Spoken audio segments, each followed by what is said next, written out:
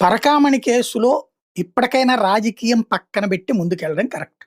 బేసిక్‌గా ఆ పోలీస్ అధికారి అయినటువంటి సతీష్ ఆత్మహత్య నేర్పే పాఠం ఒక్కటే. అతి హింస, అన్యాయం, ప్రమాదకరం. అతనేమి దీంట్లో డబ్బులేం సంపాదించుకోలేదు గదా! ఆ రోజున తిరుమల తిరుపతి దేవస్థానానికి సంబంధించి నిర్ణయం తీసుకుంది టీటీడీ.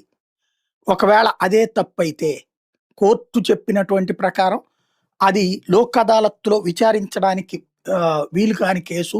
లోక్ అదాలత్‌లో రాజీ చేసుకోవడానికి వీలు కాని కేసు అంటే, ఆ రోజునున్న ఈవో చైర్మన్ బాధ్యులు. ట్రస్ట్ బోర్డ్ బాధ్యులు. అట్లాగే దానికి రిజిస్ట్రేషన్‌కి అయినటువంటి డబ్బులు వాళ్ళు చెప్తేనే కదా ఇచ్చింది. ఆ సదరు న్యాయమూర్తి బాధ్యులు. పోలీస్ అధికారులు ఎట్లా ఆలోచించారు? న్యాయమూర్తి గారు ఎట్లా ఆలోచించారు? సుప్రీంకోర్టు న్యాయమూర్తిగా చేసినటువంటోళ్ళు. అట్లాగే వీళ్ళందరూ ఎట్లా ఆలోచించారు? మరి వాళ్ళందరూ ఆలోచించి ఒక బ్రాహ్మణుడు సుదీర్ఘకాలం పాటు పనిచేశాడు. ఆ